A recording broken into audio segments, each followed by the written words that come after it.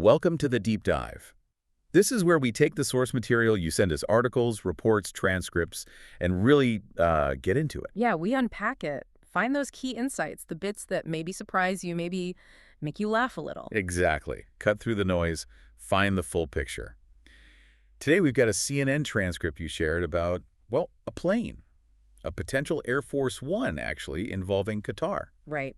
And it's a fascinating look at how a story starts simple and then, well, gets messy fast. Our mission today, to see what this report really tells us compared to the initial headlines. Separate the narrative from maybe the reality. And find maybe a little absurdity along the way, as you said. Okay, let's get into it. So the first thing, the big public story pushed by the president himself, was that Qatar was just giving the U.S. a plane. A generous gift. Mm-hmm. That was the clear, simple message. Qatar, offering up this Boeing 747 free. A nice gesture. Yeah, and the source has a quote from the president calling it a great gesture from Qatar. Said he appreciated it. He did. And then he added, let me find it here. I mean, I could be a stupid person. Say, no, we don't want a free, very expensive airplane. Right. On the surface, who argues with that? A free 747 sounds amazing. Yeah, totally straightforward, simple gift story. That was the line. Yeah. But, okay, the source pretty much immediately throws a wrench in that right there. This CNN report. It really does. That's where this deep dive gets interesting because according to CNN sources, that's not quite how it went down. Oh. They report it was actually the Trump administration that first reached out to Qatar after they took off. Oh, wait. The U.S. called them? So less like getting a surprise present and more like phoning a friend like, hey, you still got that plane? Kind of, yeah. That's the shift the source points to. And the reason, according to these sources, was practical. Practical how? Well, Boeing, the folks building the actual next-gen Air Force Ones, they'd apparently indicated those planes wouldn't be ready for a while, maybe 2027. Ah, okay. So the administration needed something in the meantime, an interim solution. That's the idea presented. There was a gap. So the Pentagon, apparently, with White House backing, started looking. And Boeing supposedly gave them a list, potential interim planes. And, well, Qatar had one of them. Uh-huh. Yeah. So it wasn't just random goodwill. It was filling a need. The report mentions a name, an envoy involved. Yeah, Steve Wickoff, the Middle East envoy at the time, mentioned as helping set up early meetings about it. Okay, so the story changes quite a bit already. From Qatar's amazing gift to, we need a plane, ours are late. Hey, Qatar, we hear you have one on the list. Big difference in the origin, yeah. And it gets even more different after that initial contact. How so? Because what sources told CNN happened next wasn't Qatar saying, oh, sure, take it, our gift. Oh. No. They claimed the Pentagon actually offered to buy the plane, and Qatar offered to sell it. Offered to buy it, and Qatar offered to sell it. That's what the report explicitly states, based on their sources. Wow. Okay, let's just pause on that. The official line, the one still being used on places like Truth Social, according to the source, is donation, gift. Free of charge. Mm-hmm. But these sources are saying, nope, we offered to buy, they offered to sell. Buying and gifting, I mean, those are fundamentally different things, aren't they? Yeah. One involves money changing hands, the other doesn't. They are very different transactions, yes. And this report digs deeper than just the buy-sell versus gift thing. It gets into the actual cost involved, even if they acquire it, which kind of explodes that whole free concept. Oh, yes. The hidden price tag on the free gift. This is where it gets good. Right. So current and former officials told CNN that turning even a VIP 747 into a plane that meets presidential security and tech standards, that's a massive job. It's massive. Could take 2 years and cost, wait for it, hundreds of millions of dollars. Hundreds of millions? Yes. And the source is specific. So several times the value of the plane itself. Hold on. Several times the value of the plane, just to make it usable. Hundreds of millions. That's what they reported. That makes the whole free, very expensive airplane line sound. Mm-hmm. Well, almost funny, doesn't it? It's like getting a free classic car that needs restoration costing 10 times its market value. Is it really free at that point? It definitely adds layers of cost and complexity that weren't in the simple story. The real cost isn't getting the plane, it's making it Air Force One. That's the reality the source brings out. And this whole mess, the gift story versus the buy, sell, pay a fortune to fix it reality that caused political waves, right, according to the source. Oh, definitely. The gift storyline itself, some saw it as, let's say, characteristic, described in the source as a classic Trump pattern to spin an entertaining story. Like, hey, look, Free stuff, aren't they nice? Pretty much, hey, they're just giving me this gift here. And the whole thing got tied up in those wider debates about, corruption in D.C. Oh, so. The source mentions comparisons being made, like to Nancy Pelosi's stock trades or that controversy over Ilhan Omar's trip supposedly paid for by Qatar. Ah, the whataboutism defense. Well, the argument reported by some was essentially that with certain politicians, any perceived issue is just out in the open, nakedly available, unlike maybe others. That's one way to frame it, I guess. At least we're obvious about it. That was the reported angle in some circles. But crucially, the report says this whole plane situation bothered people across the political spectrum. So it wasn't just a partisan thing. No, the source makes that clear. It mentions concerns from some conservatives, too. Why them? Because of Qatar's connections. Their relationships with groups like Hamas, countries like Iran, described in the source as enemies of the United States. Okay, yeah, I can see how that would raise eyebrows. Accepting a major asset from a country with those links. Exactly. It led to questions about, quid pro quo, what's the unspoken expectation, favor trading. Even if nothing explicit was promised for the plane itself. Right. It felt, according to some quoted, like an unforced error, avoidable trouble. The feeling was strong.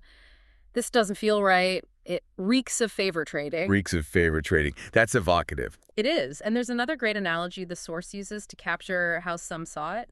It's like getting a stack of cash, but it's like a flying stack. A flying stack of cash. Wow. That paints a picture.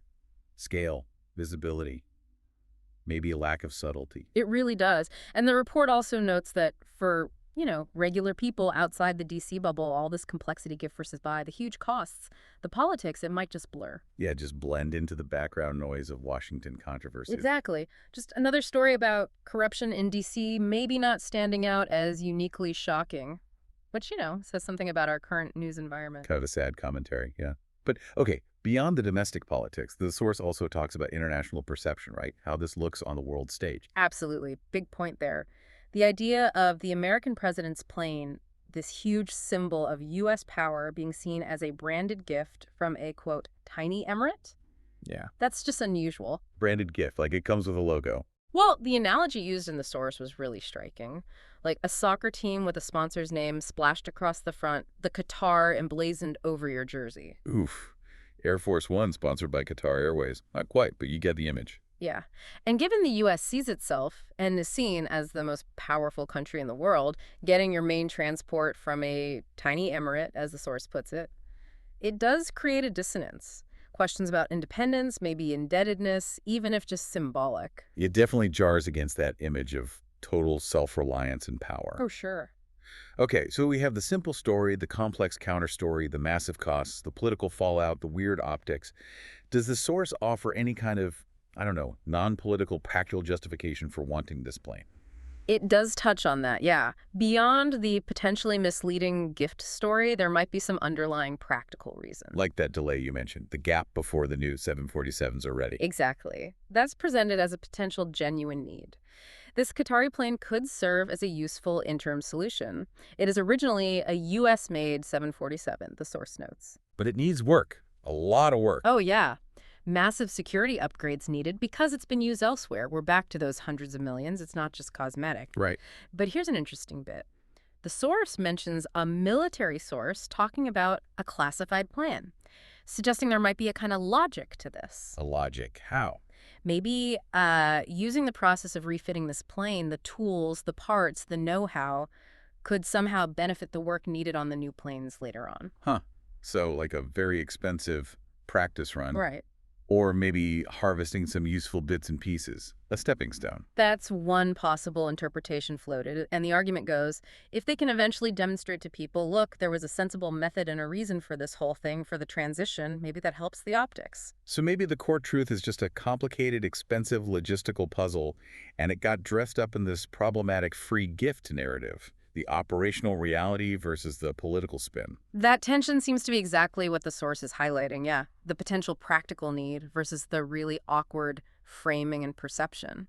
And after all that, all the geopolitics, the hundreds of millions, the favor trading fears, the source brings it back to the plane itself for a moment. It does, because apparently, setting aside everything else, the plane, as it was really nice. Just really nice. That's the technical term. That's the quote.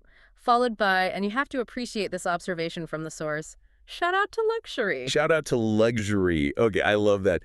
In the middle of this complex international incident, someone's just like, but hey, nice plane. It brings it down to earth a bit, doesn't it? Or, well, up in the air, I guess. Right. It kind of makes the desire for it almost understandable on a purely materialistic level, even if it's a level most of us can't imagine. It does, and the source even floats the idea that maybe the president was just, obsessed with the plane itself. The sheer shininess of the object playing a role. The lure of the really nice flying machine. Very human element, maybe. And then there's that one last little dark humor kicker in the source. Oh, yeah. About how if a journalist ends up flying on this plane someday, maybe they should watch what they say on board, given, the Qatar connection and everything else discussed. Yeah. A little reminder of the potential strings attached, even inside the luxury cabin. Grim humor. The flying snack of cash might come with listening devices pre-installed, who knows? Just kidding. Mostly. Okay, so let's wrap this deep dive. We started with this simple story. Qatar gives the U.S. a free plane. Super generous. But digging into this CNN report, based on its sources, reveals, well, a whole different beast. U.S. asks first. Maybe it's a buy-sell deal.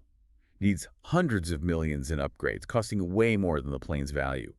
Causes political headaches left, right, and center about favors and optics. Right. Plus that potential practical, maybe classified reason about filling a gap or helping the transition to the new planes. And can't forget, shout out to luxury. It's a really nice plane. It really shows how that first simple story can be just the tip of the iceberg. You really have to look at the whole transaction, the real costs, the politics involved, all of it. Yeah, the inside is definitely about peeling back those layers. That simple gift narrative just doesn't hold up under the scrutiny presented in this report. Not really, no. Which leaves you, the listener, thinking, doesn't it? In these huge international deals with all the money and symbolism involved, how much does that easy, maybe entertaining story matter compared to the messy, expensive, possibly logical, but definitely controversial reality underneath? Or maybe, considering that flying stack of cash needing hundreds of millions more spent on it, can something that ultimately costs so much, entangled in so much politics, ever truly be considered free in the first place? Something to chew on?